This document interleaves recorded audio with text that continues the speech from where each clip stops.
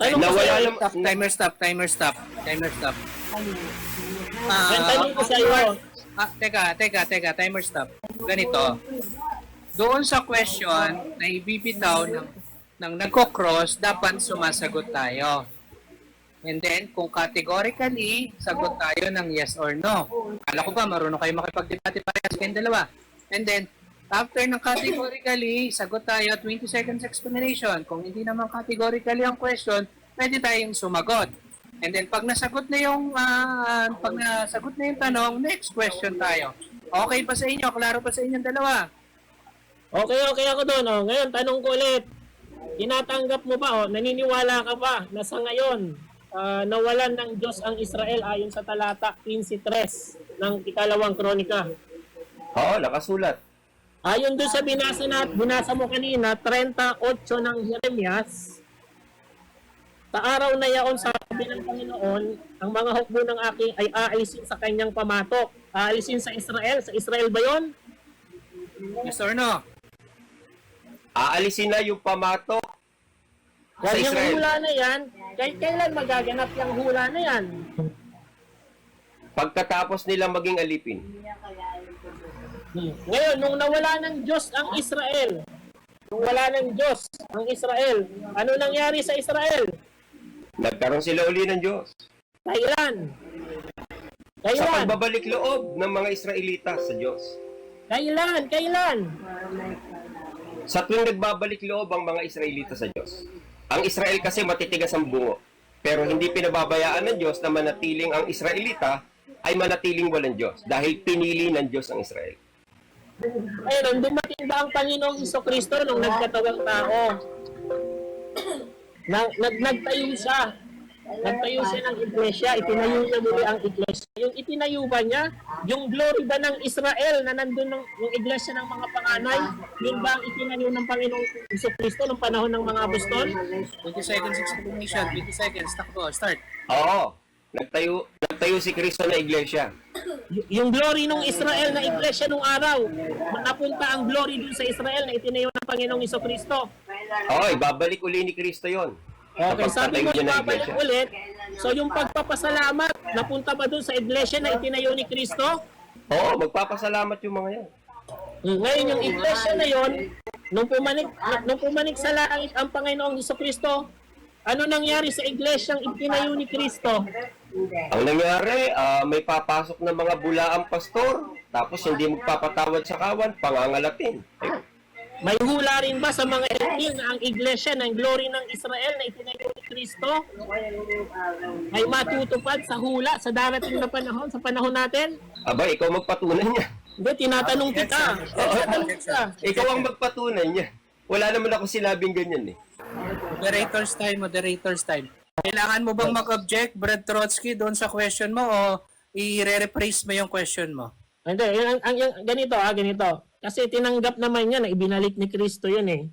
Ibinalik si Kristo nung nagtayo siya ng iglesia. Stop time natin. Ang question ko, gusto mo bang i-rephrase yung tanong mo para masagot?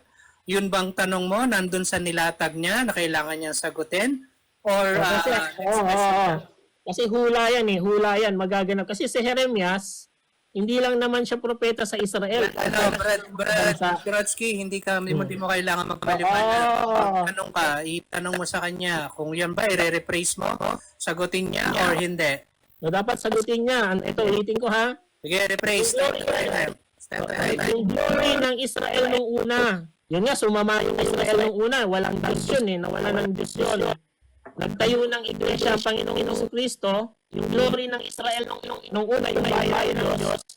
Ay, ang glory nun, nandun din ang glory sa itinayong iglesia ng Panginoong Kristo. Hanggang naman yun eh.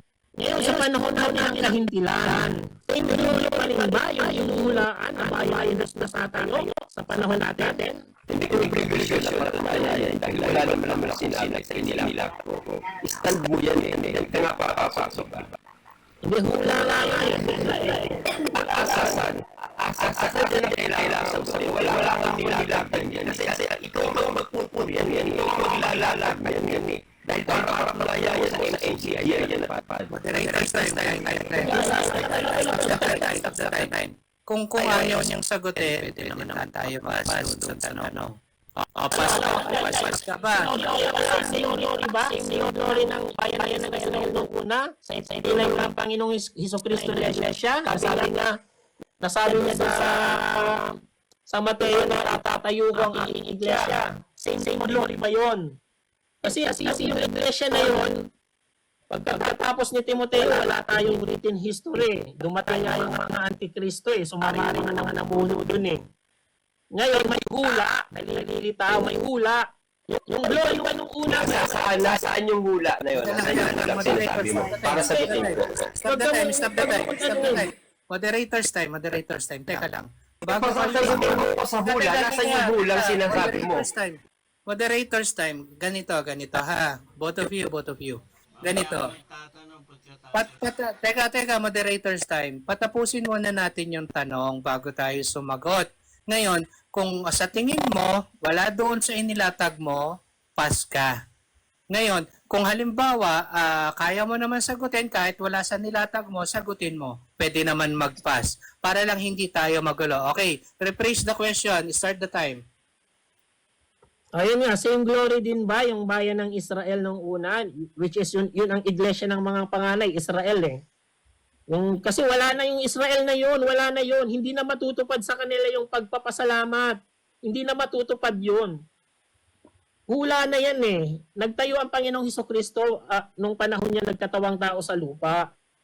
Same glory din ba yun? Sabi niya, tinatanggap naman niya ganun din ang nangyari. Hindi ko sinasabing natalikod yung itinayo ng Panginoong Hesukristo. Okay, sagot. Ano nga ang sasagutin ko, Mr. Moderator? Sa tinatanong niya, asan yung hulang sinasabi mo? Stop the time.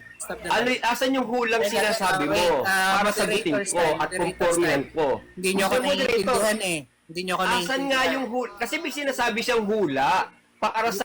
Mute muna kita. Ganito, uulitin ko. Kung wala doon sa inilatag mo, pwede naman tayo mag-object. Kasasabi ko lang kanina Objection, moderator. Bakit? Sige, tatanungin ko kung ano yung objection ninyo. Kala ko ba marunong kayo magdebate?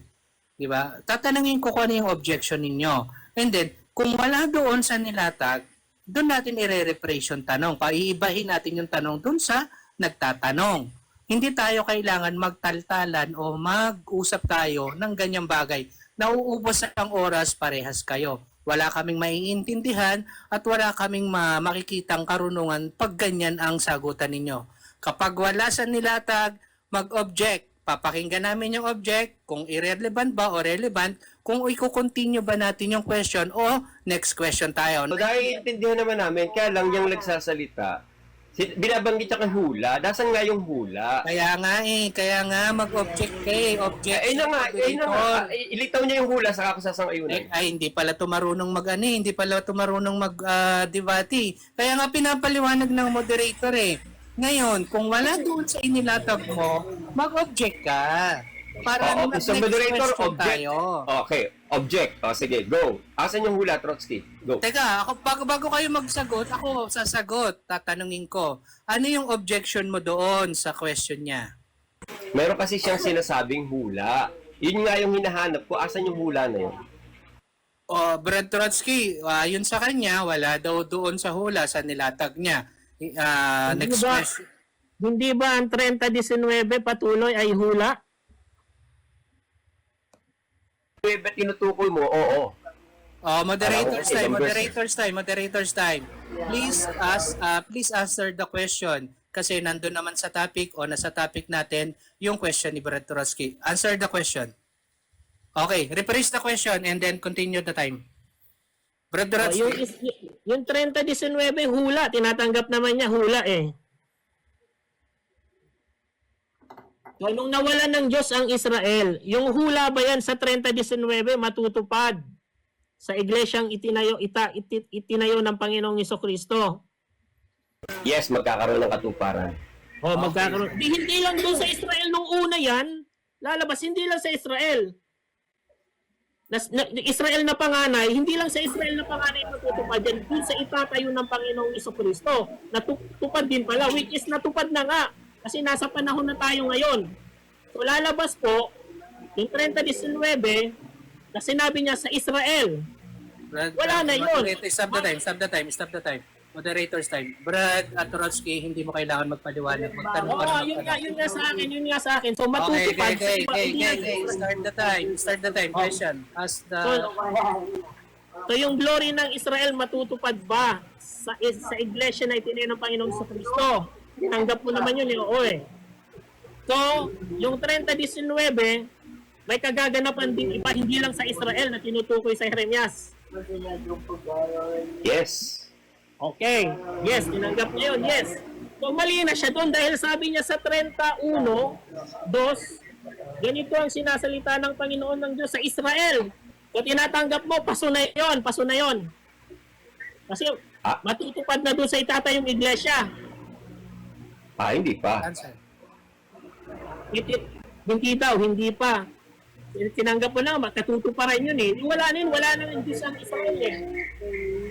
Kung ba natupad na sa Israel, hindi na po pwedeng matupad sa iglesia? Hindi yun nga tinanggap mo na nga, matutupad yun eh. Brad Trotsky. Okay, stop the time. Ulitin ko ulit. Brad Trotsky, no need to explain. Ang kailangan mo magtanong sa kanya. Ikaw ang magkocross. Eto ulitin ko, yung kinatuparan ng 30:19, ayon kasi sa kanya, Israel. Natupad din pala yun. Natupad din ba yun sa iglesia na itinayo ng Panginoong Kristo? Oo. Oo. Narinig yan, ha? Oo.